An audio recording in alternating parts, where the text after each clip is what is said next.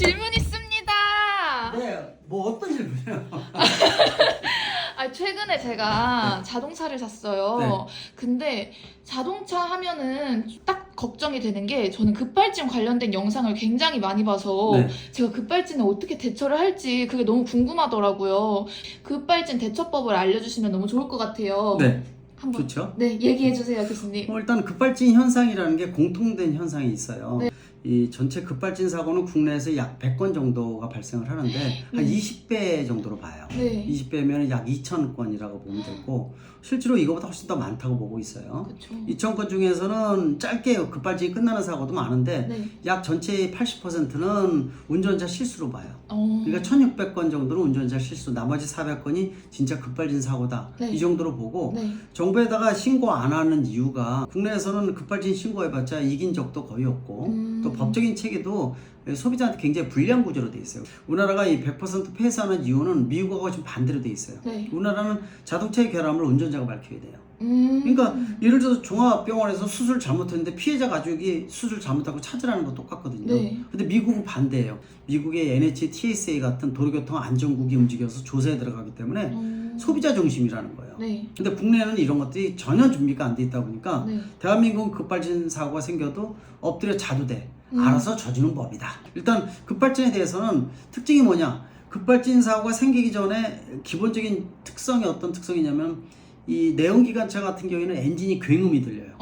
처음 들어보는 소리가 왕 하고 소리가 들려요. 네. 첫 번째 들리고 그 다음에 가속력이 급격히 가속이 되면서 네. 뒤에 이 연소 특성이 나쁘기 때문에 네. 불안전 연소가 되니까 연기가 엄청 많이 나오는 경우가 많아요. 네. 그리고 동시에 튀겨나가다 보니까 타이어가 노면에서 타면서 생기는 연기까지 해서 뒤가 엄청나게 연기가 많아요. 네. 그리고 굉음이 들리면서 튀어나가는데 브레이크는 또 밟아도 딱딱해지는 경우가 많아서 전혀 말을 듣지 않아요. 네. 차가 나와의 의자는 무관하게 마음대로 달리는 거죠. 네.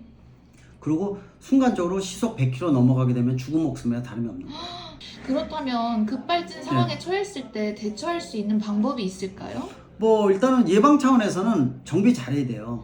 그리고 아침에 출발할 때 워밍업 같은 거 해주게 되면 차 상태가 좋아지기 때문에 이상 동작을 안 할 가능성이 높아요. 워밍업이란 어떤 게 워밍업이에요? 일반적으로 준비 운동이라고 보시면 돼요. 음. 그러니까 겨울엔 날씨가 추우니까 약 2분 네. 시동을 켜놓고 공회전 상태에서 놔두는 거예요. 네. 그리고 내려서 차 한 바퀴 돌면서 시간을 주는 건데 네. 한 바퀴 돌면서 차 상태도 보고 타이어 공기압 보고 그런 거 한두 바퀴 보고 차 타고 출발하면은 네. 바닥에 갠 이 엔진 오일이 위에 밸브부터 쫙 뿌려주는 효과가 있어요. 쇠와 쇠 마찰을 줄여줘서 이 엔진 오일의 역할이 3대 작용이거든요. 네. 그래서 냉각 작용, 뭐 밀봉 작용, 뭐 이런 작용을 다 해줘요. 네. 그러니까 이제 그런 부분의 특성이 좋기 때문에 겨울에는 2분 워밍업, 여름에는 1분 워밍업 그렇게 해주게 되면 처음에는 잘 못 느끼는데 네. 6년, 7년 지난 다음에 한 차하고 안 한 차가 하늘과 땅 차이라는 거예요.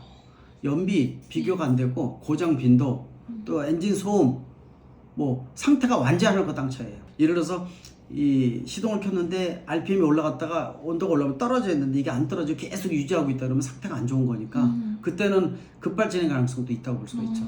급발진 생겼을 때 운전자들은 어떻게 해줘야 되느냐? 네. 일단 급발진 생기면은 무조건 차를 빨리 세워야 돼요. 속도가 나기 전에 박아야 되는데 자 어디다 박느냐? 도심지는 수직 구조물이 많아요. 네. 가로수, 전봇대, 가로등. 네. 이 수직 구조물에다 차가 받으면은 에어백도 터지지 않으면서 에너지가 집중이 되기 때문에 사망 확률이 굉장히 높아요. 네. 그러면은 차가 속도가 나기 전에 빨리 세우는 방법이 제일 좋은 건 뭐냐면은 사실 이거는 방송에서 얘기하기 좀 거북스러운 건데 네. 인간이 만든 구조물 중에서 에너지 분산 구조가 가장 좋은 게 자동차예요. 엔진룸, 트렁크룸. 네. 네, 그래서 혹시 길가에 서 있는 주차된 차 있죠? 네. 거기다 그대로 박는 거예요.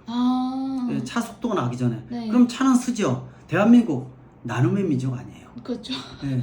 에너지도 나눠줘야지. 네. 네, 좀 그런가? 네. 일단 내가 살고 봐야 되니까. 네. 도로하고 이 인도하고 경계턱을 부시면서 부닥치면서 계속 몇십 초를 가다가 결국 서서 성공적으로 쓴 이런 영상들도 많아요. 다행이다. 다행이죠.